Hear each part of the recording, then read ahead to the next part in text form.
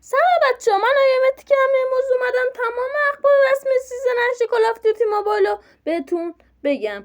قبل ویدیو لایک و سابسکرایب یادتون نره. بریم سراغ ویدیو. اولین اخبار کال آف دیوتی موبایل اینه که رنگ لوگوی کال آف دیوتی موبایل از رنگ زرد رنگ به رنگ آبی تغییر کرده و همکاری کال آف با انیمه و واقعا گانه اپیک قشنگی هم هستن و این گان هم تو گردونه میاد و از بازی مانکرافت رو گرفته شده و واقعا گانه قشنگی هم هست. این گان FF لجند هم که قرار در نسخه چینی به تمامی پلیر کال آف دیوتی موبایل داده شه و این ممنوعیتش اینه که مثلا باید 5 دست مولتی یا 5 دست بتل پلی بدیم یا مثلا ممنوعیت های دیگه. و این گان انفو اپیک هم قراره به صورت رایگان به تمامی نسخه ها برگرده و ایمش هم واقعا عالیه، مثل یه گان لجند میمونه و اسلام باکس هایی که در آینده به بازی اضافه میشن که واقعا عالی حرف ندارن دیگه، من خودم چیزی نمیگم. بعد و گردونه جدید همکاری با انیمه به بازی اضافه شده، این هم گیم پلی گردونه به با هم دیگه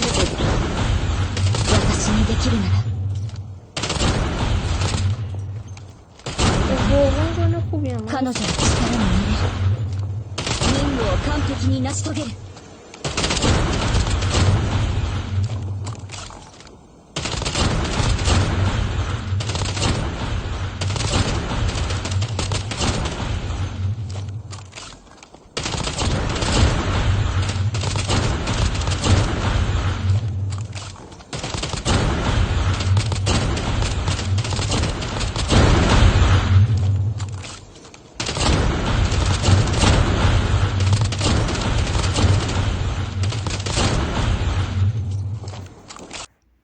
گان انفو هم قراره در سیزن 8 تغییراتی زیادی بکنه و قرار کلا عوض بشه.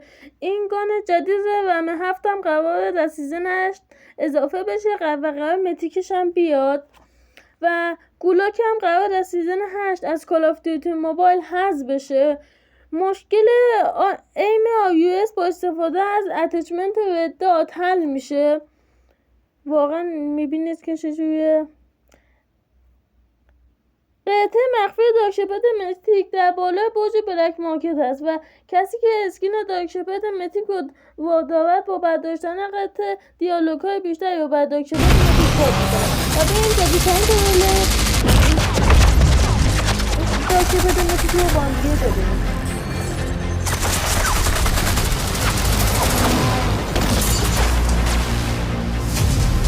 اینجا مکس این مکسشه.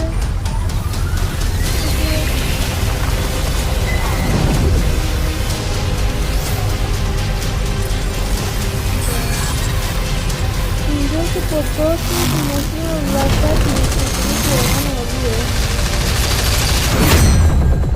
واقعا محشر ساختن میده.